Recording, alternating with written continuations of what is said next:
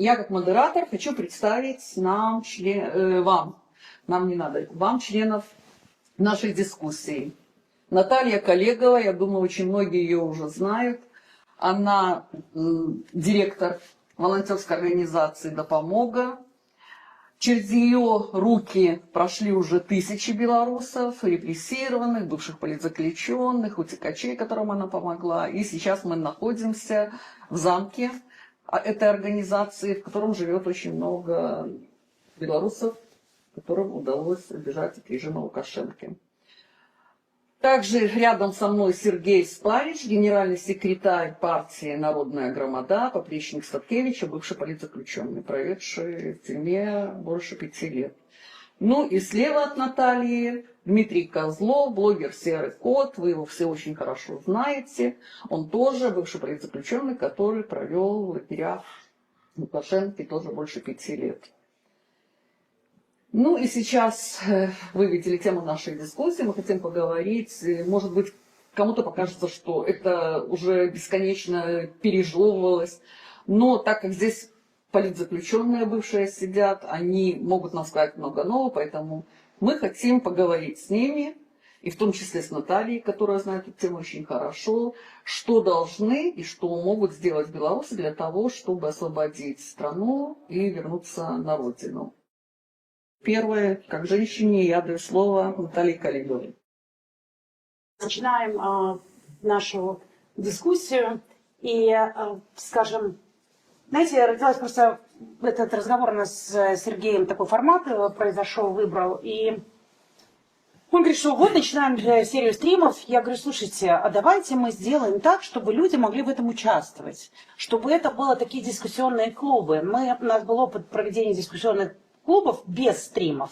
А сейчас то есть было бы хорошо их соединить. И вот на тех всех дискуссионных клубах, которые проходили здесь уже в замке, мы никогда не ссорились. Мы спорили жарко, у нас были несогласные мнения, но мы всегда в результате находили какой-то общий язык. Или, во всяком случае, намечали точки, как двигаться дальше вместе. Я честно скажу, что я до 2020 года была очень далека вообще от какой-либо программы, каких-то движений белорусских. Мне казалось, что там все-таки ничего не происходит. Но я человек, который очень давно здесь живет. И к 2020 году уже прожил здесь более 20 лет. И это, скажем, такой у меня был взгляд, ну, наверное, очень многих литовцев, которых только знали фамилию Лукашенко. Не люблю я эту фамилию называть, но как бы так было. И вот произошел 20-й, когда... Нет, сначала 19-й, конечно, когда было... перезахоронение останков Калиновского и товарищей, а потом пришел 20-й. И это просто такой, как? Неужели это все возможно в этой стране? И я просто была необыкновенно счастлива увидеть таких любимых белорусов, каких я их знала там до 90-х годов. Вот это такая же была история, такая же тема сильных и смелых. Был 20-й, и когда наступил 21-й, к этому времени все стало заходить в русло, здесь, в Литве, скажем, такой обыденности, ну, это мое личное мнение, со стороны обыденности, и такой нормальной накатанной дороги. Оппозиция прекрасно здесь чувствует себя, потому что есть тема политзаключенных, потому что есть тема сопротивления, и находясь в Польше, в Литве и в других странах, все прекрасно. А потом, слава богу, к нам приехала, я впервые, простите, услышала слово «Народная громада» для меня. В марте, да, вы приехали? В апреле 21-го. В апреле 21-го вдруг неожиданно появились люди, заряженные какой-то энергией. И даже мне интересно задали вопрос, а вы не против, что мы приходим на митинги? Я сказала, да слава богу, что вы приходите на митинги. И они подняли очень сильно эту тему, и как-то это было для меня очень ново. Ну, я не буду говорить про другие перипетии, как это были волны, сколько людей спасалось, уходило, спасаясь от режима Лукашенко, они шли защищать потом совесть страны, воюя в Украине, и многие до сих пор еще там, да, вот опять вспоминаем Народную громаду, только сегодня вот мы опять видели портрет Валентина на майке у Сергея, да, и вот появилась сегодняшняя последняя партия политзаключенных. Для меня лично, я уж не знаю, как для других, кто давно здесь, это оказалось... То есть у меня не популярное мнение, для меня это прямо люди, которые принесли с собой большой такой запас энергии, такая какая-то у них в глазах, когда опять стало казаться, что все возможно. Понимаете, вдруг оказалось, оттуда они пришли из тюрем, не сломленные, не сумасшедшие, там или еще какие-то, просто они другие. То есть не те, которые уже за 5 лет здесь, скажем так, устаканились. Вот они пришли другие, ну для меня другие, я же опять говорю, это лично мое мнение. И я прям очень рада общаться с ними, видеть их, слышать их, читать их. Понятно, у них очень много энергии, им надо выплеснуть. И сейчас как раз вот такая хорошая ситуация, то, что я всегда говорю. Нас уехало минимально 18% от населения общего, ну по разным странам. И вот эти 18% сейчас есть возможность поменять им мозги. Ну не поменять, а дать им такое направление. И вот этим мы можем, образуя такие дискуссионные клубы, мы говорили с Сергеем, что дискуссионные клубы винных салонов родили в результате революции во Франции, и у нас есть такая же ситуация. Мы можем этим людям, которые все равно вернутся, из этих 18% вернется 5 прекрасно, 7 прекрасно, неважно. Это будет основа тех людей, которые будут формировать новую страну в Беларуси. Это все равно произойдет. Если не завтра, то может быть летом, если не летом, то осенью это все равно произойдет. Поэтому я приглашаю всех к дискуссиям подобных рода. Давайте как-то, чтобы менялись, господа, они могут быть основой, приглашать сюда 3-го, 4-го человека, да, и таким образом мы можем выравнивать, задавать острые вопросы. И хотелось бы, чтобы эти вопросы вообще были, потому что изначально что делать, мы еще, такой философский вопрос говорили, но у меня достаточно остро стоит, и я это вижу, противодействие структурам хорошим, нет вопросов, но противодействие структурам бюрократическим, которые здесь сформировались за эти 5 лет, а возможно и раньше, и вот этой новой поросли, новой этой крови, которая сейчас вбрасывается, и которая, да, хочет, возможно, изменить все то, что, может, им кажется несправедливо, что то, что здесь сделали 5 лет, им кажется, что это ничего. Ну, давайте поговорим. Или действительно это ничего, или это поможет, скажем, новой крови утвердиться, этим новой поросли и двинуть, наконец-то, в какую-то сторону. Возможно, пришло время. 5 лет как раз время, когда пора что-то в другую сторону двигаться. Спасибо. Теперь Дмитрию, уже, Сергей, извини, как другу я тебе дам последнему, даю слово Дмитрию Козлову, Серому коту. Что я могу сказать? Сейчас блок по поводу представления, в первую очередь, то есть пока еще не основной ответ на вопрос, поэтому хочу сказать по поводу того, что когда я вышел и посмотрел на происходящую ситуацию, то да, действительно, согласен с тем, что необходимо думать над тем, что надо что-то менять. То есть то, что происходило 5 лет, это не просто не получено ответа никакого, а наоборот, мы видим, что огромная энтропия, то есть если взять 2020 год, какой огромный заряд энергии населения, какая огромная мобилизация произошла и что произошло сейчас, это разочарование у людей, огромный отток вообще кадров, люди просто занимаются выживанием, и уже речи о том, чтобы побеждать режим, нет. То есть если в 2020 году тогда было такое настроение, что кажется, сейчас это произойдет, то сейчас приходится людей во многом убеждать, что не теряйте веру вообще, надо бороться дальше. А многие такие: ой, да уже столько прошло, да мы уже там насмотрелись. Нет, на самом деле все нормально. Это я просто охарактеризовал то, что я увидел, когда я вышел. Ни в коем случае я не хочу сказать, что нужно придерживаться пессимистических настроений, падать духом и все. Нет. Как я уже говорил в одном из интервью, что кризисы для умных людей – это время возможностей, когда надо начинать что-то делать. К сожалению, у меня не было возможности никакой повлиять на происходящий процесс, потому что меня еще даже до выборов закрыли. Поэтому что было возможно тогда, мы делали, пытались мобилизовать население. И сейчас, немножечко после почти 2 месяцев после того, как были освобождены, я посмотрел, познакомился с ситуацией, посмотрел вообще на то, что происходит, и уже немножечко начинаю вникать в происходящее и немножко адаптироваться. Поэтому уже можно начинать переходить к таким дискуссиям и пытаться предлагать какие-то решения и вообще анализировать ситуацию более-менее здраво.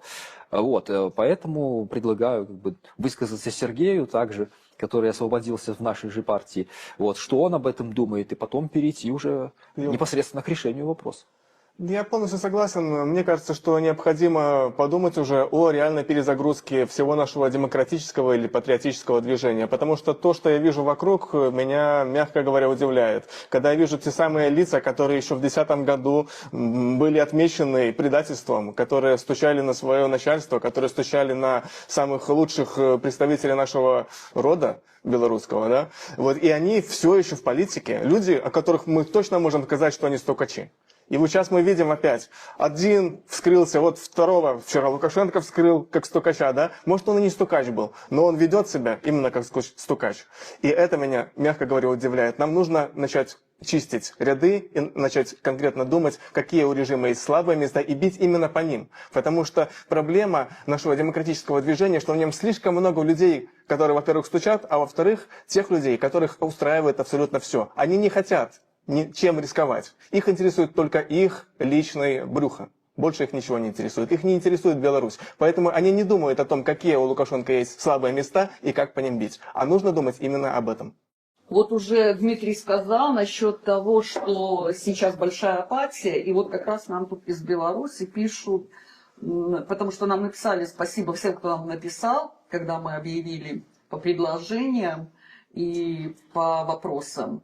И вот здесь очень хорошие такие предложения, как раз те, с которых мы начинали в 2019 году. Что можно делать, именно что могут белорусы сделать сейчас? Безопасность, конечно, на первом месте. Создавать ячейки из проверенных людей. Объяснять структуру партизанских ячеек. То есть это, например, 2 человека, которые знают друг друга, или 3 человека самых близких, но уже другая ячейка не знает ту первую ячейку. Распределить роли на протестах. Подготовиться к отключению интернета. Ну вот как раз распределить роли на протестах, это вот перед этим сказал Сергей. То, что мы все видели в 2020 году, когда нами руководили из Варшавы, совершенно не понимая, что делается на местах, и когда эти марши направляли оттуда, а те люди, которые реально вели колонны и реально знали местность, их не слушали, говорили, что они провокаторы. То есть к этому нужно, в принципе, готовиться заранее. Так. Подготовиться к отключению интернета, найти места встреч, оговорить время и место встречи. Да, вот это вот самое главное, то, что к чему мы тогда оказались не готовы, особенно в первые дни, и потом, когда на маршах отключали интернет, уже постепенно вроде бы подготовились, но это было очень слабое место. И вот здесь я как раз почему хотела сказать то, что говорил Дима. Дима в 2019 году он был на парламентской кампании.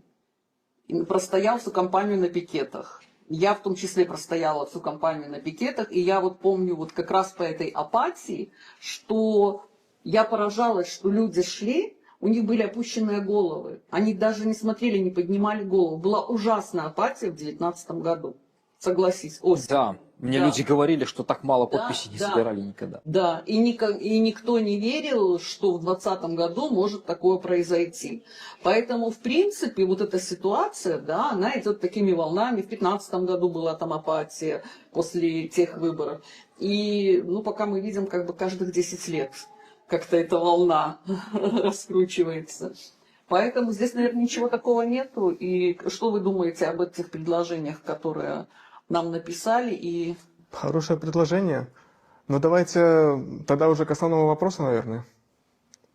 К пункту 2, если не ошибаюсь, правильно? Единственное, что мне бы хотелось сказать, что мир движется быстрее, и не надо зацикливаться на этих 5-10 лет. Да. То есть я думаю, что есть возможность все-таки это как произойдет и где, то есть люди, которые живут постарше, это какие, то есть никто из нас не мог предположить в 83-м, например, году, даже в 82-м, когда умер Брежнев, что вдруг что-то произойдет в 85-м, 86-м, а уж тем более в 91-м. Представить такое было невозможно. Это целостность страны страдала. И, то есть такая мощная держава с точки зрения оружия и всего.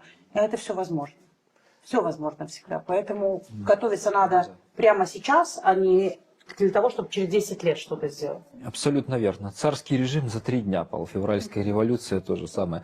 Ленин то же самое. Он сидел в Швейцарии и говорил, что возможно когда-нибудь там потом что-то будет. Вот раз внезапно все происходит, да, он приезжает и все. Партия большевиков была самая непопулярная, ну одна из самых непопулярных там, и она захватила власть. То есть, ну, тот, кто подготовлен, тот и берет. Ни в коем случае, как бы, я не симпатизирую большевикам, у меня как бы немножко другие взгляды, но мы говорим об эффективной тактике. То есть они победили, поэтому нужно это упоминать.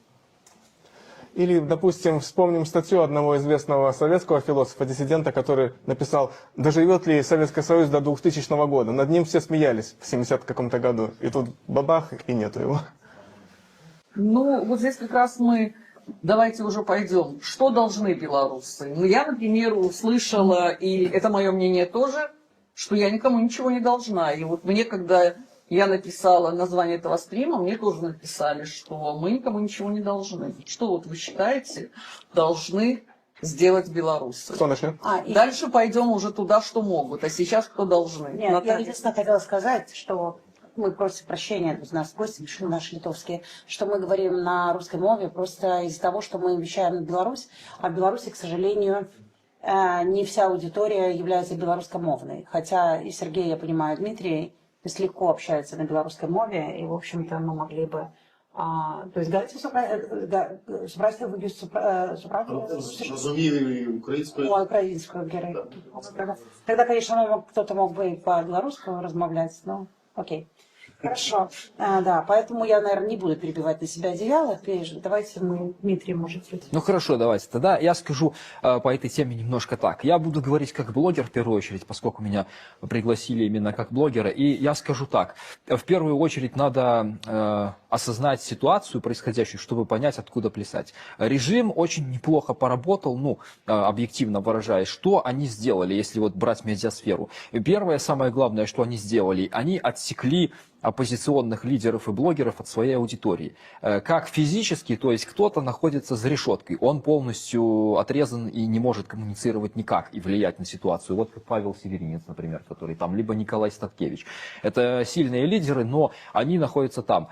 Других выслали, депортировали, например, вот как нас, либо кто-то сам вынужден был уехать. Аудитория основная там, то есть, да, вот Наталья сказала про 18%, но это уже наши люди, да, они рассеяны, но их легко собрать. А я в первую очередь смотрю на 82 остальных процента, которые живут в Беларуси, потому что именно они сделают всю погоду. Да, мы будем направлять, но это те люди, которые там находятся, и они ждут, потому что я смотрел последние стримы, даже у меня было 115 подписчиков, но 57 тысяч просмотров, то есть это невероятный поток оттуда. Люди смотрят с какой-то надеждой, и, ну когда уже вот этого усы вот эти сбреют, сколько уже можно ждать, кто вообще что предложит, кто поможет. И вот, и дальше хочу сказать, следующий шаг, который сделала власть, она отсекла блогеров, то есть раньше мы мобилизировали население с помощью YouTube-каналов, Телеграма, вообще интернета. Они сделали что? Они сделали нас токсичными, признали экстремистами, террористами, и теперь над людьми, которые смотрят, подписываются, каким-то образом с нами взаимодействуют, над ними висит неиллюзорная опасность самим оказаться за решеткой. И как бы мы, получается, находимся здесь, либо кто-то в тюрьмах вообще отрезан, а наша аудитория находится там. И каким образом нам взаимодействовать и что-то делать вместе, вот это возникает большой вопрос. То, что мы где-то собираемся в каких-то залах небольшой компании и что-то говорим, режим на это махает рукой и говорит, давайте там сидите, а мы будем над этим смеяться, там в редакторском клубе где-нибудь поставим вырезку из вашего стрима и будем обсуждать, какие вот собрались, хотят там революцию устроить. Но нет, на самом деле работать можно. И нужно сейчас... Один из вот моментов, которые я вижу для освобождения Беларуси, это необходимо наладить каналы взаимодействия с аудиторией для того, чтобы свои послания можно было безопасно для людей передавать. И тут как бы вот за небольшое время, которое у меня было, что я заметил, это что касается донатов, например, ничего власть не нарушила. То есть некоторые говорят, вот все с донатами нарушили. Криптовалюта, анонимные криптовалюты существуют, их можно использовать для того, чтобы каким-то образом обеспечивать материальную базу. То есть кто хочет, например, донатить что-то, финансировать, это возможно, несмотря на все потуги режима. Что бы они ни делали, они никак это перекрыть не могут. Дальше, что касается информационной сферы, то здесь, конечно, преодолеть вот это экстремистское клеймо очень сложно пока, потому что создавать новые каналы или там открывать что-то в новых соцсетях – это не вариант. Очень быстро эти все каналы также станут экстремистскими. Вот, поэтому пока здесь еще нужно думать, что можно сделать в этом направлении более решительно. Дальше что? Определенные возможности, да, для производства контента, то есть можно воздействовать, снимая видео все равно, и рассказывать людям, то есть заниматься контрпропагандой, потому что одна из проблем, которая возникла после того, как в 2020 году произошла зачистка, это то, что всю патриотическую вот эту благосферу журналистов все разогнали в Беларуси. Мы были, собственно, информационным иммунитетом против России в первую очередь, потому что мы создавали контент, направленный на Беларусь, национально ориентированный, нас уничтожили, и теперь поле освободилось, его заняла полностью Россия. Российская пропаганда, пропутинская. Ну, про лукашенковская я к этому отношусь так, потому что я понимаю, что такие люди, как Озаренок, Муковощик и прочее, это просто приспособленцы, и сейчас они служат Лукашенко только потому, что у него сила и деньги. Придет Путин, они будут на него молиться, они просто скажут: Лукашенко там, ну, такой-сякой, они его сольют. Поэтому это не вариант. Если он рассчитывает на них, что они его спасут, это не так. Только про-белорусские силы могут защитить Беларусь информационно от воздействия Кремля. Вот. И поэтому надо работать все равно, делать контент в соцсетях, тех, которые есть. Пускай люди смотрят даже без подписок. То есть, как вариант, я вижу пока, да, работу без подписок для безопасности людей. Возможно, потом какие-то будут придуманы еще другие каналы.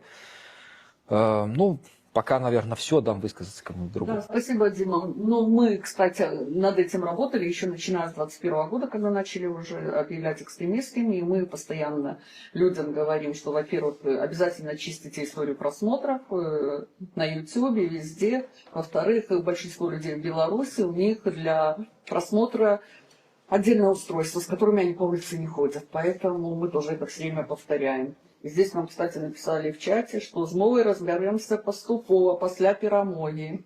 Мова наша никуда не денется. Так, даю тогда Наталье или Сергею. Ну, можем по очереди, собственно. Только предупреждаю. 2 минуты. 2 минуты, Я потому быстрее. что у нас ответы стали очень... Я быстрее. И я просто хотела делать комментарий. Дмитрий сказал, что когда Путин придет, то есть у меня просто... Вообще-то он уже там, и он уже плотно был, еще не знаю, мы разговаривали, когда я приезжала в Беларусь с моей подругой, которая был юрист, достаточно хорошая была, и она говорила: слушай, уже все, только валюта у нас разная, уже все подведено таким образом. И, в общем-то, конечно, эта поддержка такая слишком сильная у Лукашенко. И поэтому, в первую очередь, конечно, надо бороться с пропагандой российской. Она достаточно большая, она даже больше, чем у Лукашенко. И мы видим ситуацию, к сожалению, что есть люди, сейчас вот недавно погиб человек, который выходил с Стачком, со Стачкомом, да, который был с протестной территории, и вдруг он погибает в той стороне. То есть мы всегда гордились, что наши ребята протестные, которые бежали из тюрем, они сказали: мы уже никуда больше не побежим, мы воюем за Украину. И вдруг мы узнаем, что там погибло, сколько там, 700 человек, да, еще какие-то. То есть пропаганда российская, она мощнее и сильнее, чем белорусская. Ну, не белорусская, я имею в виду лукашенковская. И что я еще хотела сказать, к сожалению, ну, Европа вынуждена защищаться, и она выбрала такой путь, что она не пускает сюда белорусов.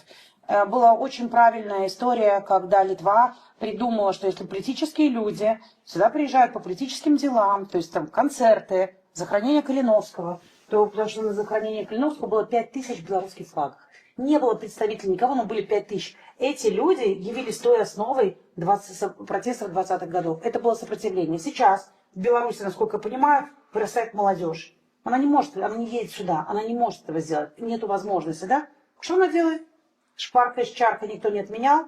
Она едет в Россию на концерты, они приглашают артистов там каких-нибудь, которые российские, российская пропаганда формирует мнение. Поэтому это вот я вижу, что надо отсекать белорусскую супольность, вот эту всю, то есть от российской пропаганды. Ну, зато мы помним, вот в 2020 году сработала российская пропаганда, после чего появилось нарицательное слово «ябатька». Ну да, это хорошо использовать эти ошибки, это другая история. Но мы говорим про молодежь, у нас-то проблема. То есть старое поколение, оно и так понимает, что там как-то, все уже видели, все понимали, и только ждут, когда это все произойдет, когда кто-то там из своих грохнет этого Путина. Это примерно такая история, тогда типа мы будем хороши. Но нам же надо формировать мозги у людей. А это молодежь. А молодежь вот... Сергей. А вот молодежь. Значит, что нужно делать для того, чтобы нам вернуться домой и освободить страну? Мне кажется, тут есть 3 категории ответов. Одна категория ответов касается вообще всех национально-патриотически, демократически ориентированных белорусов. Вторая – конкретно диаспоры. И третья – конкретно тех, кто находится под оккупацией в Беларуси. Значит, что касается абсолютно всех. Первое дело, нужно, чтобы у людей сохранялась надежда. Если вспомните гимн Израиля, Атиква, «Надежда». Там говорится о том, что Израиль живет тогда, пока сердце еврея направлено на восток, к Сиону. И это должно быть у каждого белоруса направление на восток, к Беларуси. Тогда у нас всегда будет шанс. Второе, ни в коем случае не искать какие-то себе оправдания. Это противоположный момент. Потому что мы очень любим искать оправдания. Почему не выйти на митинг? А потому что на митинг зовут провокаторы, или потому что меня там ударят, или потому что меня уволят с работы. Чего мы хотим? Если мы хотим освобождения страны, значит, это должно быть у нас на первом месте. Все остальное уже второстепенно. Я сейчас обращаюсь не к обывателям, я обращаюсь к тем людям, которые называются солью земли. Вот, потому что если эта соль потеряет свой вкус, то землю уже никому посолить не удастся, как сказано в Библии. Вот, поэтому эти люди, они должны всегда в первую очередь видеть свою цель, это освобождение Беларуси. Все остальное уже должно быть на втором месте. Далее, что касается нашей диаспоры. Первое, что мы можем сделать, это помогать нашим добровольцам, потому что история сейчас, она делается в основном в Украине. И те люди, которые сейчас воюют там, им должна быть особая поддержка. Поэтому материальная поддержка, поддержка оружием. Что мы можем им сделать? Купить машину, значит, мы должны купить им машины. Значит, у нас может не хватать на хлеб, но машины у них должны быть, например. Далее, значит, юридическая поддержка наших добровольцев. Если какой-то доброволец оказывается после военных действий где-нибудь в какой-нибудь европейской стране, и его отправляют в лагерь для беженцев, значит, мы что-то неправильно делаем. Он не должен быть в лагере для беженцев. У него должны быть самые лучшие условия, какие только может быть. У него должна быть охрана, как у Салмана Ружди. Далее, значит, следующий пункт. Что должна сделать диаспора? Это объединение. Вот. Все нормальные ребята, все нормальные девчата должны быть в едином каком-то пространстве. Я не имею в виду единую организацию. Потому что, думаю, сразу объединение, это какая-то организация, какая-то партия, нафиг это надо. Мы можем быть в разных партиях, в разных организациях, у нас могут быть разные взгляды, но у нас должно быть нечто объединяющее. Нас всех объединяет что? Мы хотим, чтобы наша страна была вольной страной. Вот, поэтому, если человек хороший, если у него душа нормальная, если он мужественный, если он может что-то хорошее сделать, значит, мы должны с ним быть в одном ряду. Но иногда для того, чтобы объединиться, нужно сначала разъединиться. Это старый ленинский принцип. Ленин, конечно, может быть там урод моральный и тому подобное, но это был человек, который очень хорошо разбирался в политике. Вот. И он сказал, есть люди, с которыми просто нельзя быть в одном ряду. Ну нельзя быть сукой за одним столом. Нельзя сидеть с сукой за одним столом, потому что сука тебя всегда предаст. Сука всегда придумает, каким образом испортить то дело, которое ты делаешь. Он всегда тебя ударит в спину. Вот. Поэтому мы должны посмотреть, кто у нас среди нас сука, и их выкинуть. Мы знаем, кто. Есть определенные люди, про которых уже давным-давно все известно, но тем не менее они все равно с нами за одним столом. Ну не с нами, мы с ними не садимся, но тем не менее они все еще в политике. Их надо выгнать из политики, а потом думать, как там всем объединиться. Что же касается тех белорусов, которые находятся в Беларуси, то тут им прежде всего нужно подумать о своей безопасности. Вот. Они должны сохранять мужество, но они должны помнить о безопасности, потому что, как говорил генерал Паттон, не нужно умирать за Америку. Нужно сделать, чтобы немцы умерли за Райх, чтобы мы победили. Поэтому максимальная осторожность в данный момент и готовьтесь к будущему. Изучайте партизанское движение. Спасибо. Я думаю, что, наверное, пора уже дать людям в зале высказаться или задать вопросы. Ну, у нас тут как раз добровольцы. Доброго всім дня. Проїздом з України, зараз був у Польщі, завітав в Вільню, Литву. Буду на мові. Це моя позиція. Мова має значення, як кажуть брати українці. Я вандрую з метою познайомити людей з проектом «Інтервенція Російської Федерації у Республіку Білорусь». Ми все кажемо, що ми можемо зробити, і у мене є конкретний план на міжнародному узровні, але починаючи з себе, з білорусів, признати, що Республіка Білорусь потрапила під інтервенцію. Давайте коротко про інтервенцію. Це вплив одної країни, ці групи країн на іншу країну. Країна, на яку є вплив, губляє суверенітет. Битцем ми незалежні, ми маємо там нейкого сіплого президента, нейкий стяг, герб, гімн, навіть свій рубель. Але ми не можемо впливати на конкретне питання чогось в Білорусі. Супроть війни, але не можуть вивести, тому що суверенітет згублений. Яка інтервенція буває? Політична, економічна, інформаційна і воєнна. По всіх гэтых крытэрыях Беларусь трапляе. Расійскія базы ёсць, напад з тэрыторыі Беларусі адбыўся. Палітычна мы залежым ад Расіі, залежым. З 95-96 года наши законы перапісваюцца, і моцны ўплыў на гэта робіць Крэмль. Сам Чарнамырдзін прыязджаў яшчэ ў тыя часы. Інфармацыйная. Вы ўжо падымалі гэтае пытанне, што расійская прапаганда працуе, і мы дажывемся до такого часу. Я вам прыведу банальны такі прыклад. Я был на войне и веду, что это такое. Так вось, якуты, якія не разумеюць сваёй мовы, не адчуваюць сваіх каранёў, воююць за Кремль на тэрыторыі Украіны. Хаця Украіна ім не вораг. Тое самае мы можам пабачыць і беларусаў у той жа Вільні або Польшчы. Праз некалькі год, калі будзе працаваць гэтая прапаганда. Нам трэба ўжо рабіць што-то сёння. Нам трэба дапамога ад усіх. Не проста спачування, а да чаго гэта можа прывесці. Ось, таму у мяне будзе одно пытанне. Ці знаёмы вы з праектам «Інтервенція», і калі не знаёмы, то я хочу запрасіць 21-22 у Вільні будзе паседжанне, дзе будзем падрабязна раскрываць гэтую тэму і іншыя. Также про интервенцию могу дать спасылку на сайт, где так само все расписано, там документ на 16 сторонок. Могу дать спасылку на свой YouTube-канал, где я откажу на любые пытания. Ну, ось, і або, коли є зараз питання, то так само можу відказати. Дякую. Да? А сутность проекта в нескольких словах вы можете? Сутность? Глядите, мета, да? Ну, ось основне.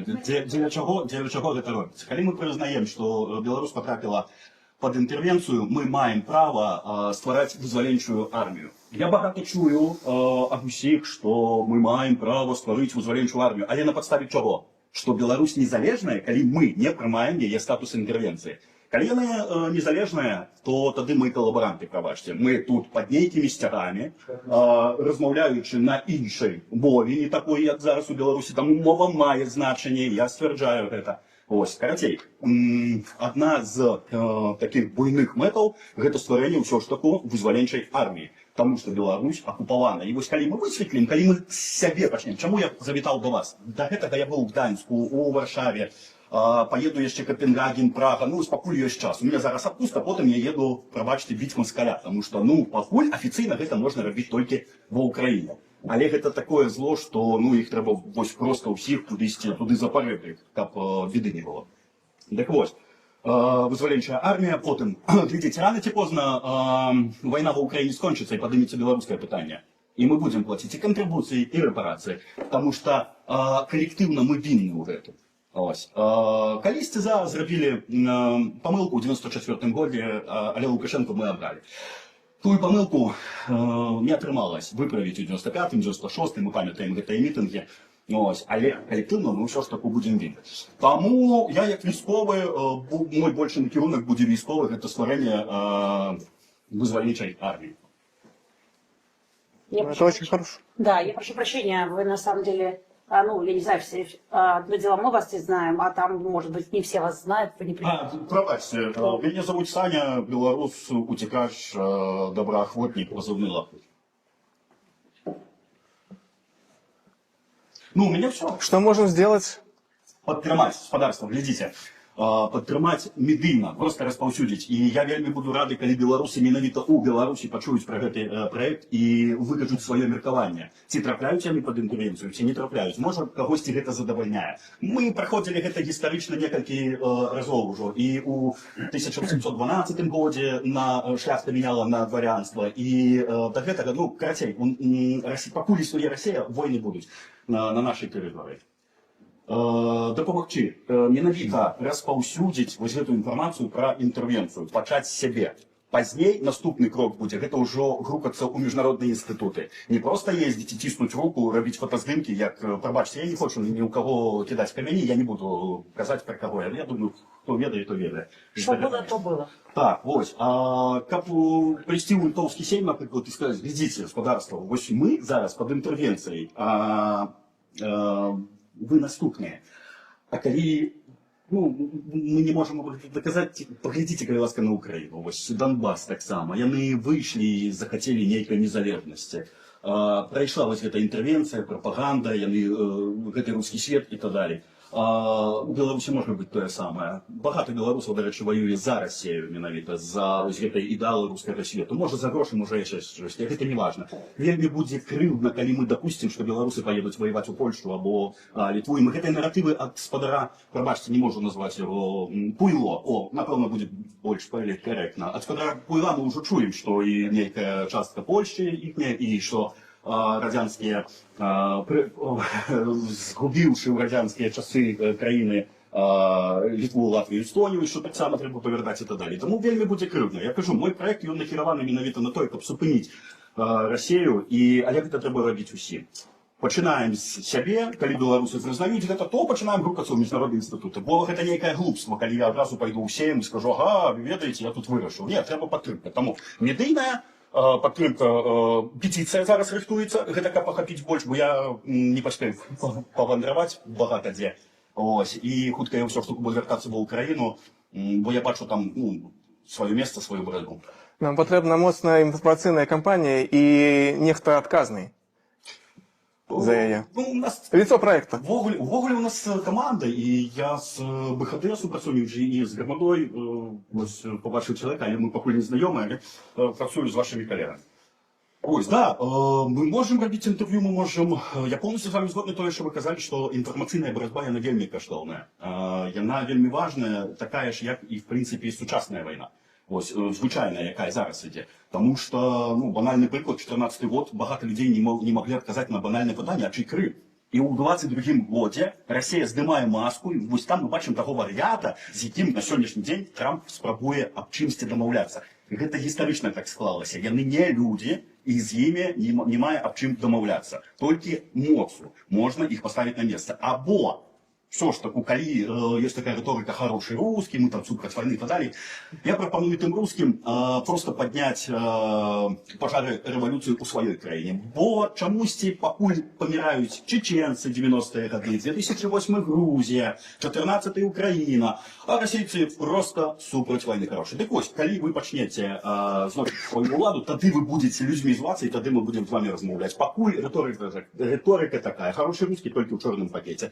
Особливо щільненько этот пакет закрыть, как не смерділо. Дякую. Вас не засмучає, що білорусів так само так називають ті, хто каже, що білоруси... Нет, не засмучає. У нас немає імперських амбіцій, і на нас ось пройшла ось ця інтервенція. Тому ті білоруси, які змагаються, вони роблять те, що можуть. І, на мой погляд, я не можу гэта сцвярджаць, але войну мы все ж таки оттягнули, тому що ми виходили, колькі часу ми виходили, насамрэч, ось білоруси у кожних городах, не тільки Мінськ. Може на год. Да. Короче, расейцы и белорусы это кардинально разные люди. И у нас нема амбіцій захопить увесь свет. Поглядеть, что отбывается на России, щиро, колькі людей тупо падтрымлівае спадара. Потому что у них ментальность такая, характер такой. Без них просто свет будет чистее. Они сами не живут, и іншим не дают. Но вы же понимаете, что на самом деле, вот 91 год, Не, конечно, то есть на балтийские страны, в первую очередь Литва, они сделали все, они были готовы к этому моменту, и только когда слегка ослабла захват, ну как в борьбе, да, в дзюдо, да, то есть, грубо, слегка захват ослаб, и все, они смогли выскочить из этого дела. Сложно, тяжело, блокада, да еще и отсутствие денег. Вообще, это были очень сложные годы. Я уже в те время здесь как бы бывала часто из-за родственных своих связей. Но это было, то есть ты ходил по темным улицам, света нигде не было. Это было там горячей воды, ну то есть очень тяжело было с точки зрения. И тогда страна смогла выбрать, Литва, я имею в виду, между шкваркой и чаркой. В Беларуси этого не... То есть впервые я увидела это, уж простят меня, то возможно, это было и раньше, но массово я увидела только в 20-м. Но ситуация следующая, что в принципе, когда рядом остается этот монстр такой громадный, как Россия, без того, чтобы не поддержать, там, вы говорите, вот пускай они там сделают. Но я к тому, что надо к ним тоже относиться с симпатией, если они там начинают это делать. Потому что без того, что они там расшатают свою власть, ну, то есть у нас вечно там будет эта ситуация. Даже если мы вдруг вот выскочим, а она потом опять, этот монстр, он быстро очень оживает и начинает опять все кушать вокруг. Поэтому тут ситуация такая. Нет, классно, конечно, будет, что не Литва сейчас крайняя страна будет, а Беларусь там окажется той крайней страной, которая будет сдерживать. Но, тем не менее, знаете, в России, ну, в Советском Союзе тогда еще, 300 тысяч, кстати, литовцы в это время там учились в московских университетах, 300 тысяч человек вышло на площадь в поддержку тогда Литвы, то есть, я имею в виду, в 90-е годы, да, эта ситуация другая.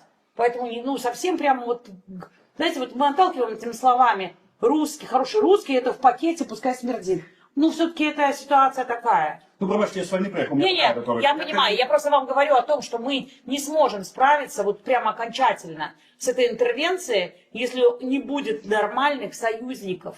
То есть я не спорю с вами, я с вами согласна, но я говорю, что о том, что некоторые вещи, но мы все-таки должны рассуждать не в плане боли в связи с Украиной и с Беларусью, но смотреть стратегически, что все равно нужны люди, которые там в своей стране, вон там, устроят вот всю свою эту очередной ГКЧП, понимаете? Поэтому, Я хотелось бы один известный... Я прошу прощения, но у меня даже уже и в чате пишут, что мы как бы ушли в сторону, в сторону Украины, и здесь есть другие мнения. И вот Дима у нас сидит, не может высказаться. Поэтому, Ну, да, я пускаю Спадара Лахнича, дякую великий. на гэтую тему я хочу сказать только, что гэта да патрэбна. Я не ведаю, что за проект такі інтэрвенцыя, будзе цікава про яго дазнаць больше, і каб спасылкі даслалі, і ну каб медыйна можна было распаўсюдзіць,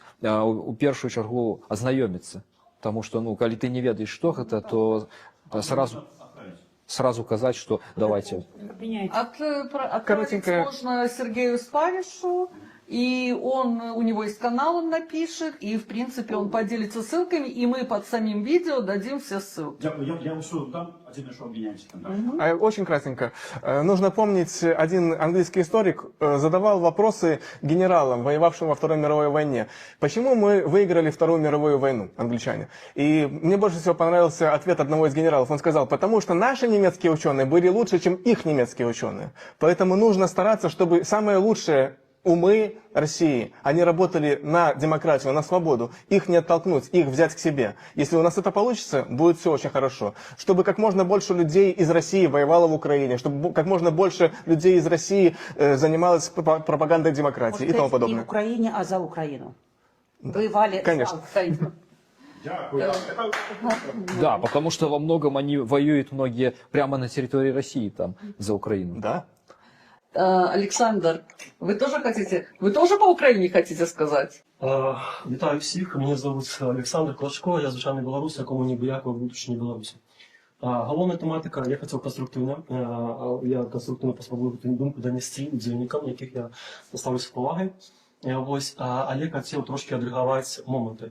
Добрый русский – это той, кто сегодня, я белорусский доброохотник, был доброохотник ветеранного полка Калиновского.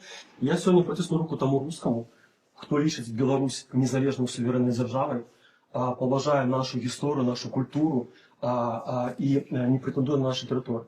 Для мяне гэта і сёння той рускі, якому пацісну руку. А гэта мінімум. У ідэале, каб гэты рускі прытрымаць таго, што Ічкерія мае права на незалежнасць. Далей, пра рэзалюцыю Лахніча. Яна была прынята ў КР на тоненькага, то бок кворум 41 чалавек у той момант, ледзь набраўся.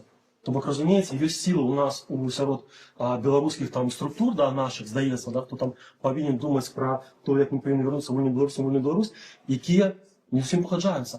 І чаму важна гэта закон Лахніча, я называю так, інтэрвенцыя, да, што хто мы такія беларускія добраахвотнікі? Калі Беларусь сёння незалежная, то мы тэрарысты, якія змагаемся супраць незалежнай умоўна дзяржавы. Да? Калі Беларусь пад інтэрвенцыяй, то мы маем права, як беларусы, як народ, мы маем права па Канстытуцыі, на супраціў, нацыянальны супраціў. Вось таму гэта накірунак важны. Але не ўсе нават беларусы гэта разумеюць. Таму, калі ласка, вось вельмі добра самі сказаў, патрымайце. І галоўны момант, які я собі вышаў з якім пытаннем, да, я постараюся донести гэта конструктивно, бо разумею, што гэту тему нельга навязаць сілай альбо нейкім деструктыўнымі шляхамі. Усё жыццё я лічу, што беларуская мова моя родная мова, хаця ўсё жыццё я саромлюся размаўляць па-беларуску. Я лічу, што калі пачну у Беларусі за 25 гадоў назад пачну размаўляць па-беларуску, мяне пабачаць альбо ярым апазіцыянерам, альбо вар'ятам, які тронуўся праекаў з глузду. Я не зламаўся на вайне, правда, быў камісарам па здароўю, але маральна я не зламаўся. Я працягваў барацьбу, прайшоў Бахмут, да гэтага там Лісічанск, абароны Кіева. Ведаеце чаму? Я задумаўся на тым пытанні. Я атэіст, я пра Бога не успамінаў, нават самы цяжкі момант, там, калі былі вялікая небяспека. Я атрымаўся на вайне, прайшоў вайну і не зламаўся толькі таму, што мяне падтрымала беларушчына. Літоўскія нацыяналісты мяне зразумеюць у гэтым сэнсе, якія б у нас не былі часам разнагалоссі, я паважаю іх за тое, што яны шануюць сваё. Гэта вельмі важна і вельмі правільна. І таму для мяне беларушчына гэта тое, што мяне трымала. На жаль, не ўсе гэта разумеюць, да гэта трэба прыйсці. Не кажу, што беларусы, хто размаўляе па-расійску, гэта дрэнны. Літоўцы, хто размаўляе па-расійску, гэта дрэнны. Але сустракаюць па вопратцы. І, разумееце, хто ў палітыцы, мы павінны самі у першую чаргу паказаць прыклад іншым. І з 22-го года я гэта прыйшоў да таго, што можна колькі заўгодна казаць беларусы, давайце разговариваць на беларускім языке, але пакуль мы не пачнем казаць беларусы, давайце размаўляць на беларускай мове, нічога не памяняецца. Паверце мне, мой досвед добраахвотніка, беларускае слова нашмат мацнейшае за куль. Нашмат мацнейшае. І калі мы кажам пра Украіну, я не пагажуся з тым, што была размова пра Украіну. Украіна сёння гэта размова шлях да Беларусі. Бо там вырашаецца параза, пытанне паразы нашага галоўнага ворага нашай незалежнасці, імперскай Расіі. І калі там, неважна, нават на Марсе гэта была вайна, мы не пра Марс размовлялі. Мы казалі пра паразу нашага галоўнага ворага. Не Лукашенко для мяне галоўны вораг, ён вораг нумар 2, а галоўны вораг імперская Расія. І вось яе параза ва Ўкраіне гэта брама для майго вяртання ў Беларусь. Ва Ўкраіне я змагаюся ўпершу не за Ўкраіну, гэта я казаў і украінцам, і сёння кажу, і адкрыта кажу. Ва Ўкраіне я змагаўся за Беларусь. Таму украінская тэматыка, і я добра ведаю Троцкага Валентина, пазыўны Кінг. Мы з ім, дарэчы, з Яворова ў 22 годзе у сакавіку ехалі ў Кіеў, абараняць Кіеў, а мы там змагаемся за Беларусь. Ось, дзякую. Дякую, Том, что мы все-таки... Я думаю, вопрос по белорусскому языку можно отдельно, потом целую встречу. Да, по белорусской мове отдельно мы думали отдельную встречу. И здесь у нас много вопросов еще. Давайте уже конкретно ответим. Здесь есть предложение, что реально ли сделать в Беларуси аналоговое эмигрантское телерадиовещание на Беларусь. Я, кстати, слышала, это хорошее. Уже выступали люди, и я просто, которые уже приходили прямо с техническим обоснованием этого всего. Это было, наверное, год или полтора назад. Ну, просто, знаете, ну, я же не все могу сделать, у меня на все рук не хватает. Ну, сейчас пришли молодые, ну, свежие, то есть они могут многие для себя подхватить. Да, это и есть хорошая идея. И через это, потому что там это не глушат. Ну, понятно, то есть не могут заглушить так быстро. Но это где? Это, соответственно, это аналоговое, ты можешь сделать каким образом? Ты все равно вещание на этих волнах, это особенно приграничные зоны, которые, кстати, наиболее Лукашенко симпатичные. Это для всех, и это было бы хорошо. И в том числе это была бы трансляция, которая шла вот для таких зон, как там Шевчененка, и вот здесь. То есть я про Литву говорю. Тут же тоже сидят такие, вон у меня соседи тут. Подхожу, стучусь в двери, пригласите к нам на шашлык, и смотрю, там у них Соловьев разливается. Вот прямо очень хорошо все смотрят. Поэтому нам, конечно, надо свое радио, и радио это очень... То есть в этом плане было бы хорошее. А чем лучше, чем интернет-радио? Сейчас все через интернет слушают радио? Не все через интернет слушают, и как бы интернет опять-таки опасен тем, что радио ты выключил, все убрал, оно не оставляет никаких следов. Да, в этом есть смысл. То есть для безопасности аналоговая лучше. Она Да, не это оставляет другая следов. технология совсем, и поэтому Да, в любом да, случае да. это нужно. Тем более, что эти ребята уже подзабыли. Если в советские времена они глушили голоса всякие, то сейчас это уже считают, это давно все забыто. Как возьмите там эти из Хазбаллы, они пейджеры использовали. Все уже давно забыли, что это такое. Они пользовались, так что надо старые технологии в том числе употреблять, когда это уместно. Не все старое это плохо. Значит, нам нужен человек, который будет, опять же, за это отвечать и будет ставить дедлайны по подготовке этого проекта. Ну, я думаю, что это уже можно, вот хорошая идея, просто ее надо уже в кулуарах. Потому что еще добавлю тоже такой момент. Критику на этот счет я слышал, что по поводу того, что убрали радиовещание Радио Свободы. То есть, ну, слушали, ловили иногда даже в тюрьме, когда я был, Да. мне рассказывали до определенного времени. Пока один человек, отвечающий за вот это все на свободе, не сказал, что нафига это старье, нафиг оно надо убрать все. И это очень печально. на самом Мы деле. слушали, да. Я не помню, что именно, но какое-то оппозиционное радио до нас доходило, да. Это правда. День добрый. Вопрос для сегодняшнего стрима. Смогут ли верящие в офис белорусы свергнуть режим и каким способом? Верящие в офис тогда. Да. У нас, кстати, были еще вопросы, прислали по офису очень много. Да, много таких. Но дело в том, что мы по офису собирались сделать другой конкретный стрим, и поэтому мы решили все-таки их туда перекинуть, потому что все-таки сегодня мы говорим, что должны и что могут. И вот попробуем ответить на этот вопрос. Могут ли верящие в офис белорусы свергнуть режим и каким способом? Ну, 5 лет у них уже было, как бы. Нет, слушайте, ну давайте скажем так, 5 лет, особенно первые годы, это было видно по людям. То есть я никогда не была с этой командой, никогда не поддерживали нас и так далее, но просто я с ними не боролась. То есть мы существовали в параллелях. Но многим людям это давало возможность первых пару лет выживать. То есть вот эта вера, вот они же за нее голосовали. Я помню, у нас была дискуссия очень интересная здесь как-то за круглым столом. И люди приходили на тему, как надо верить в офис, как надо верить в Светлану. И прямо оскорблением было когда кто-то говорил, да мы голосовали, нам все равно за кого, хоть бы за собаку, хоть за кошку, нас был просто представитель. И это было такое, просто такого человека называли вот еще 2 года назад. Да, там, не знаю, там говорили, что это враг, который человек так говорит, что он наносит вред, раскол обществу. Поэтому тут есть моменты, но, понимаете, говорить людям, что верующие в офис, ну, это примерно как, типа, в Бога и еще. Так вот, на той дискуссии, про которую мы говорили, в результате мы пришли, долго был такой спор, что офис это не есть... такое солнце, вокруг которого все крутится. Это есть одна из точек вот в этом, скажем, созвездии. Вот тогда, когда офис, одна из точек в этом созвездии, не является ни главной, ни второстепенной, но одна из. Тогда это сработает. И я думаю, что она бы таким образом и была. Наши сосредотачиваются, очень многие, сейчас я вижу, к сожалению, даже политзаключенные бывшие, они сосредоточились на борьбе с офисом. Это плохая история. Потому что я вот люблю высказывания Ужской республики, которые там есть, и там есть такие высказывания. Это не побеждай, не защищайся, не сдавайся. Ты уже победитель. Тебе нечего защищаться, но не сдаваться.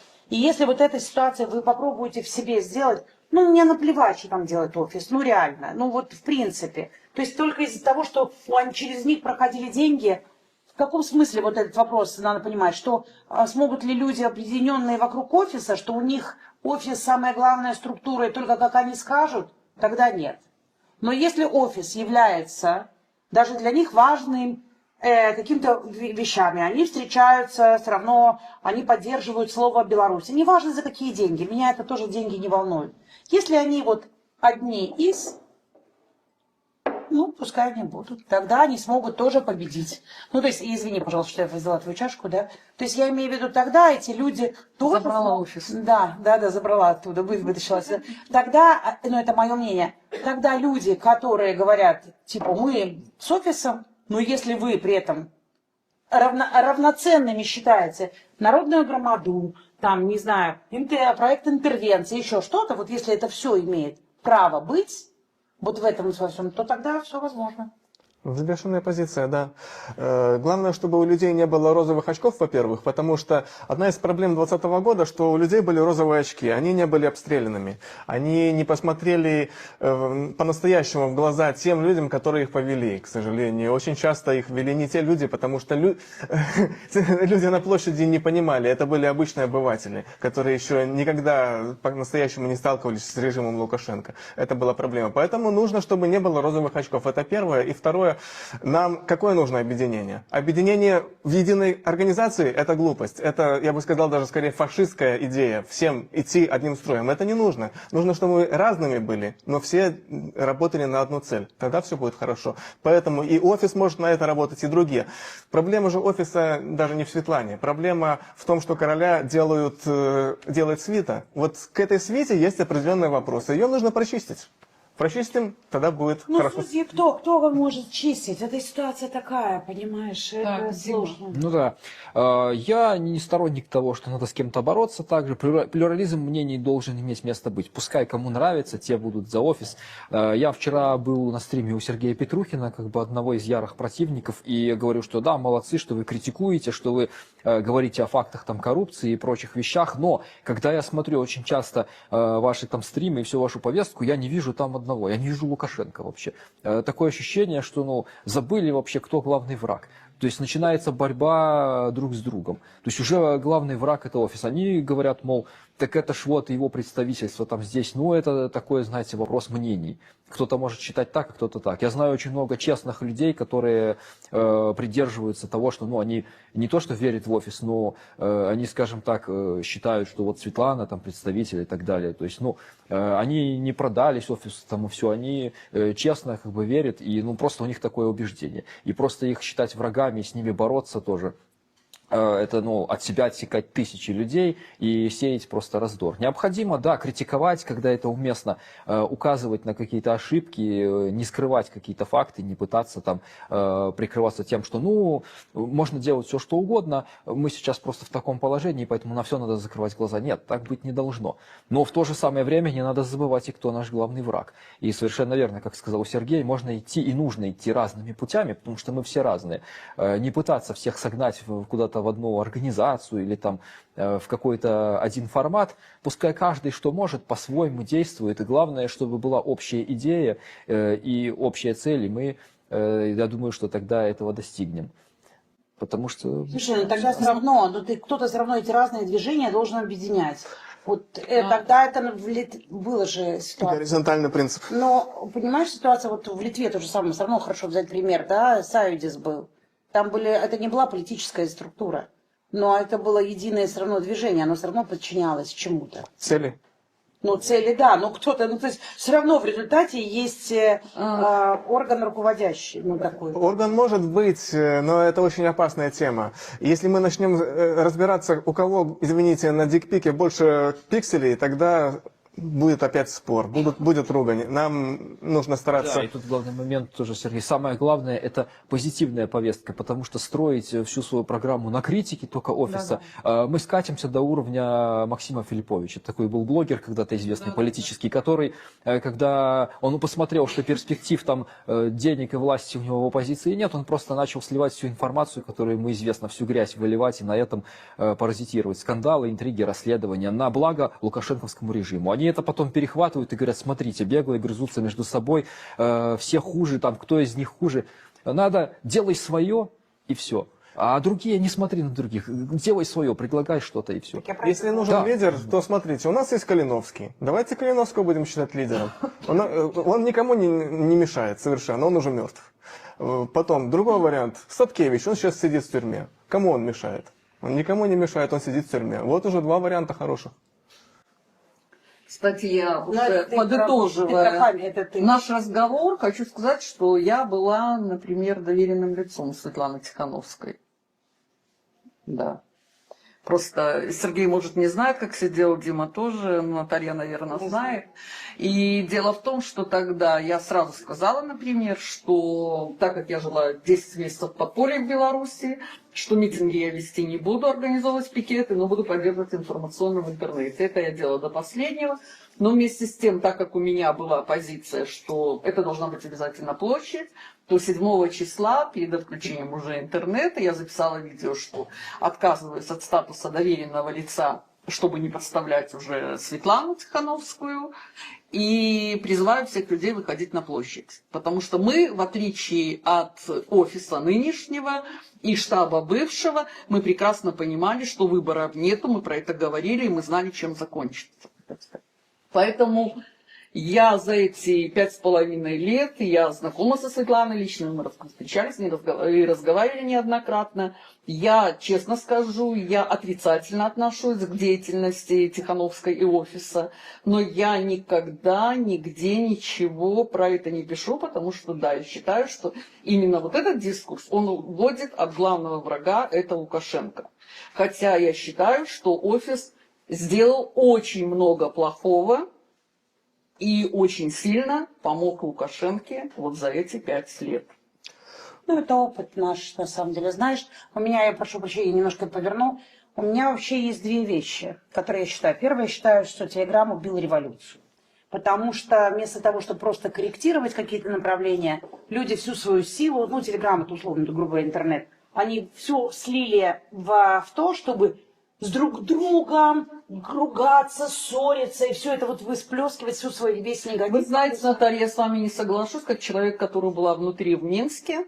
И хочу сказать, что как раз такого подъема и такой горизонтальных связей, и такой доброжелательности и помощи не было никогда. Слил не Телеграм, а как раз вот эти офисные структуры, которые призывали в понедельник идти на работу, а в воскресенье выходить на Я уже про потом. на марш. Это ты права. И в отличие от нас, от тех людей, которые первый раз были в протесте, КГБ очень хорошо понимала, что протест, он изначально, он с каждым днем будет слабее, слабее, слабее.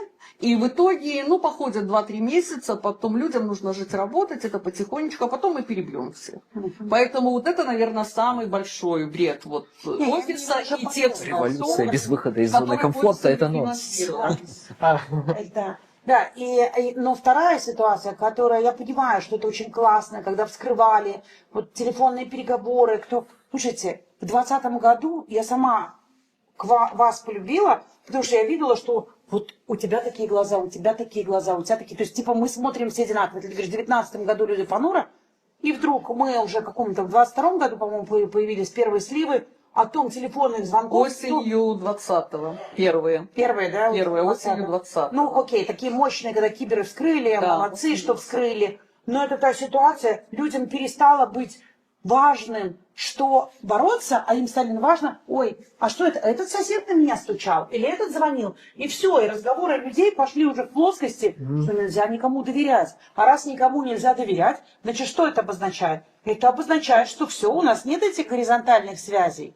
Поэтому вот эта вот ситуация о том, что Сергей говорит, я не, ну вот, типа, разъединиться, вычленить, ну это опять, то есть, это прямо настолько тонкая грань, если вы сможете вычленить каким-то образом так отдельно скальпелем аккуратненько пройтись, или опять мы станем, ну, как тот Петрухин там или кто-то еще, то есть просто сосредоточимся на одном. Очень сложная проблема. Извините, я вас перебью, Да, но вот здесь нам как раз и пишут в чате, что шел 25-й год, а мы до сих пор обсуждаем 20-й. Товарищи, что делать с Лукашенко сейчас, как вернуть страну и общество?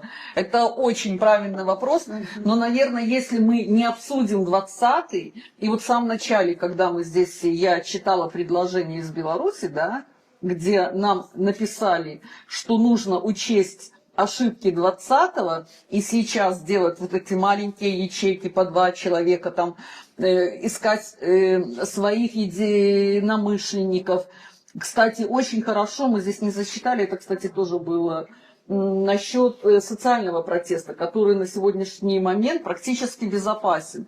Это вот очень многие снимают всякие проблемы социальные, выкладывают в ТикТок про местных чиновников. В принципе, в 2017 году так начинались протесты тунеядцев, с которых пошла раскрутка. Я бы не использовал слово «безопасно». Вот недавно один афроамериканец, так сказать, афробелорус, рассказал в ТикТоке о цене на Кока-Колу. Вот, и чем закончилось? Вызовом в милицию. Да. Да, так что слово «безопасно» в отношении к любому дискурсу в Беларуси политическому я бы не Сейчас, использовал. режим не После позволит. 2020 года маски сброшены, никакой игры в демократию там нет. Режим сразу людей сажают, признают экстремистами, то есть Опасно там всё не там. 17-й год. Опасно все. Да что тогда делать? Значит, вообще ничего не. Нет, делать в любом случае надо. То есть самое главное это все-таки партизанские ячейки и готовиться, В Беларуси, учиться. Это тема для отдельного разговора. Мы за 5 минут это не как бы, обсудим. тоже еще важный момент, поскольку мы находимся здесь, перенимать позитивный опыт. То есть нам надо готовиться к тому, что если мы хотим, и мы так говорим о том, что мы рано или поздно вернемся в Беларусь, мы должны привести туда, отсюда что-то хорошее. То есть мы должны смотреть, что в Польше, в Литве, перенимать методы, учиться, развиваться, чтобы потом принести это в Беларусь. Не деградировать, постигать что-то новое, и это не только в техническом плане, там искусственный интеллект, управление дронами и прочее, а вообще государственное управление, изучать структуры партий, как все работает там, потому что это успешные кейсы, например, взять там вот Чехию, Литву там и прочее, Польшу, им удалось вырваться из этого совка, построить государство относительно успешное, которое растут и развиваются сейчас, и мы пока не видим того, что какие-то тенденции там идут к тому, чтобы пророссийские силы захватили власть. Ну, в этом случае вот у нас сидят, вот как раз, Да, руку кстати, подняли. было бы Вот интересно скажите послушать. вот литовцам, что все должны объединиться. КПСС. Это смешно, да? Для этого Нет, существуют давайте- различные движения, партии. Давайте мы послушаем. Давайте как-то. Я би хотів так. Це не буде дуже приємно, але у вас всі політики. У вас є опозиція, і це таке політичне значення, так, цього слова. Але опозиція може бути тільки у якомусь країні, так, яка має систему структур. Бо опозиція має якісь громадські там інструменти, закони, там так далі, так далі. Може щось робити в країні, так? А як у вас нема країни, то не може бути такого, що ми опозиція, я такий опозиційний політик. Нема такого. Всі громадські діячі. Бо у вас нема цих інструментів, так? Це по-перше.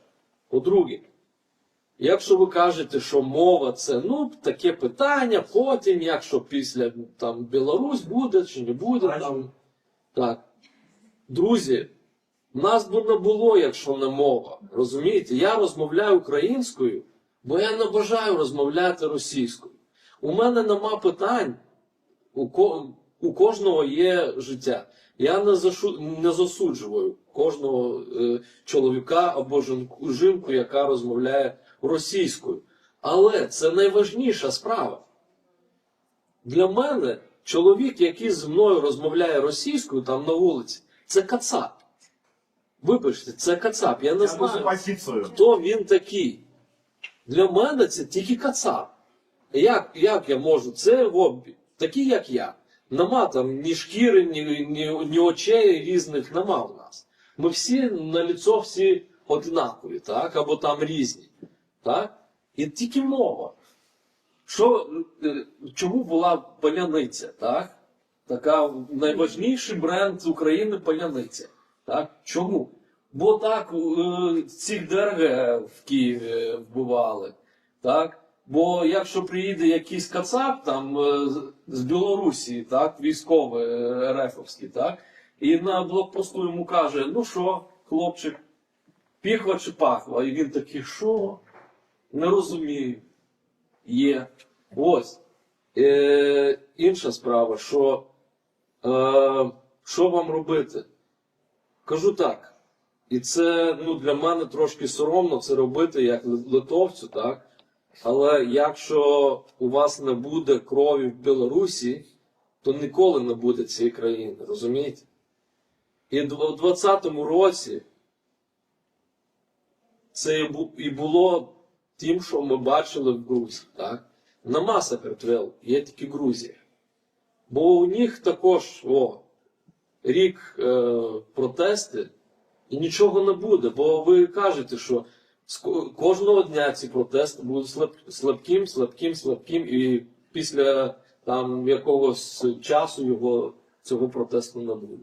Бо треба і працювати, і гроші потрібні, і так далі, і так далі. Хто першим піде на пулю? Це одне питання тільки є. І нам було добре, так? Бо у нас не було зброї в 90-му році. І ми тільки так стояли, і кацапи прийшли нас вбивати. Вбили 14 людей, так? Там 1000 якісь ноги, руки і так далі. Інвалід. Але якщо у нас була б зброя, то була б інша справа. То нам, пощастило, так? Що ми так простояли, там щось побачили в Пентагоні, в Брюсселі, там, що вбивають танками цивільних, так? Ось. Але питання є, хто першим на пулю? Все. І я згоден, що тільки якась інтервенція там в Україні, в Литві, в Польщі, в Чехії не буде ніяких збройних сил Білорусі, залежних, незалежних. Це неможливо. Але в Україні це можна робити. Так? І як хтось каже, що у тебе може не бути на хліб грошей, а військовим автівка потрібна. І це і треба робити, так. Іншого питання нема. І всі ці, вони важливі. І суперечатися там, хтось там щось, офіс, які... Друзі, офіс працює на вас також. І що він там робить, так, для мене він не робить нічого.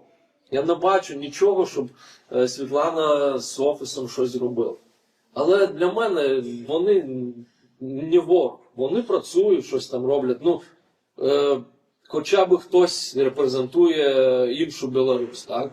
Як Зеленського, там половина українців вже, словно, кажуть, що він поганий, але він зробив стільки, що вони не розуміють, скільки він зробив.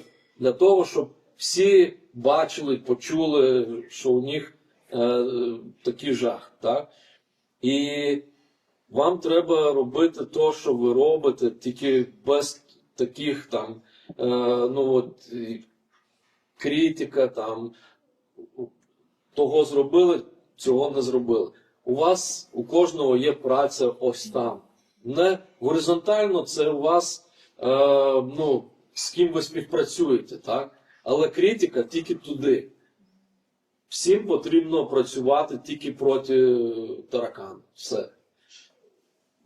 Я хочу добавить, мы себя оппозицией никогда не называли, не считаем. Не, я кажу... Мы считаем, что мы сопротивление. Так. Оппозицией мы будем, когда у нас будет страна. Вообще Вы не были в Беларуси. Я все время люблю говорить. Я не политик, я политический Я блогер. тільки кажу... Наша борьба всегда проходила на улице. Я розумію, тільки я що кажу, що в медіях, так, там, опозиційні, якісь опозиціонери, там, так далі. Ось цей опозиційний діяч. Я про це важливо. А кем был Ленин, например? Политиком или нет? А? Ленин кем был? Ленін? Мы плохо говорим.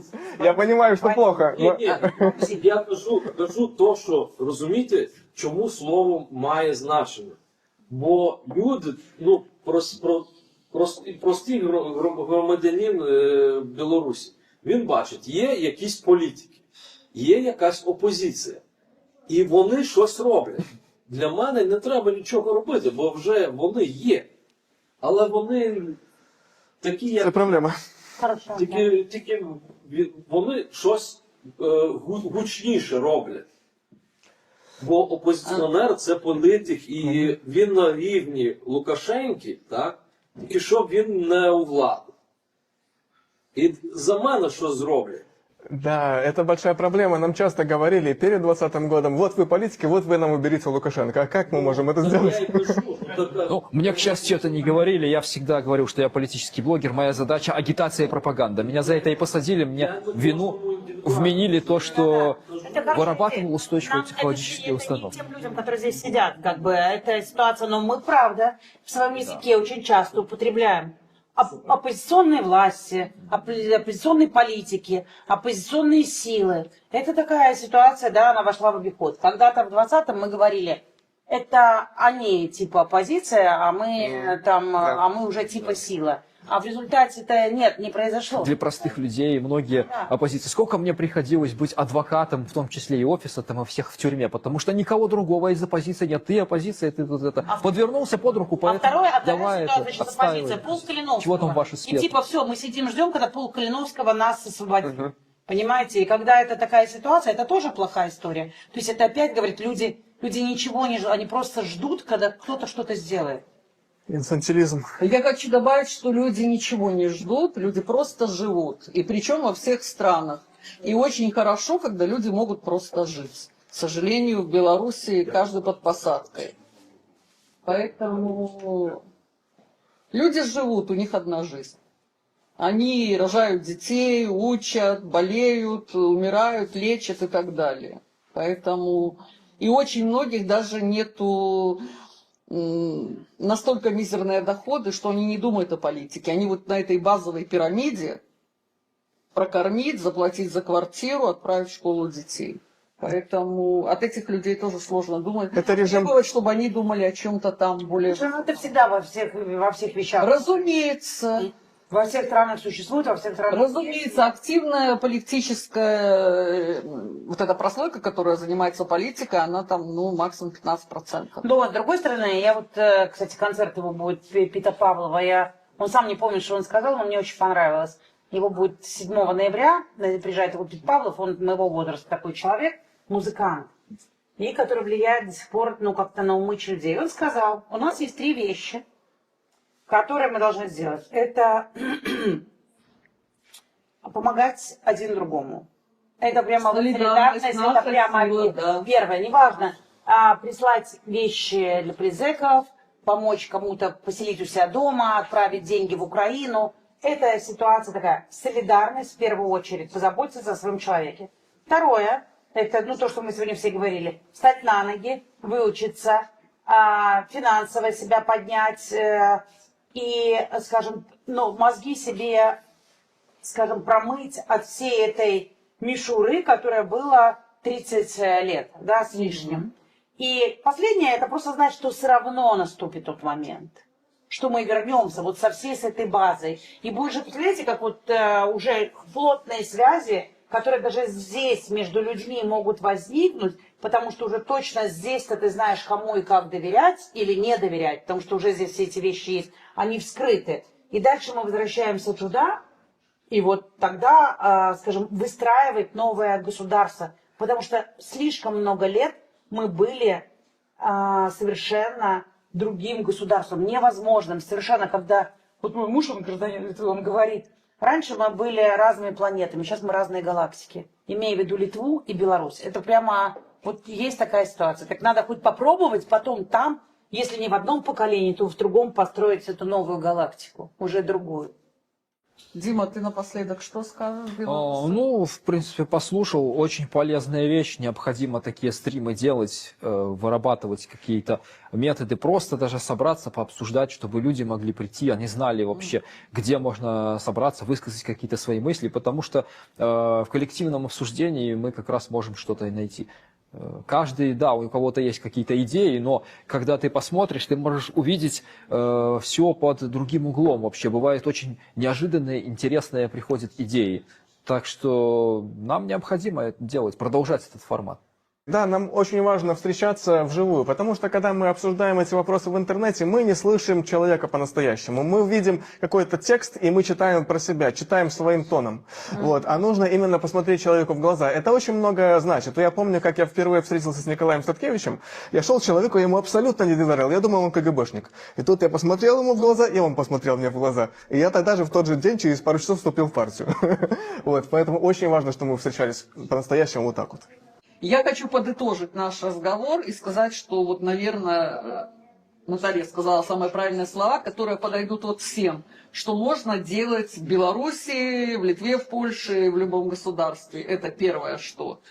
Образование, потому что оно всегда нужно. Это солидарность. И это быть готовым к тому дню, когда что-то начнет меняться, как это было в 2020 году. То есть, если у вас будет образование, солидарность, вот эти горизонтальные связи, то в принципе, и это может делать каждый человек.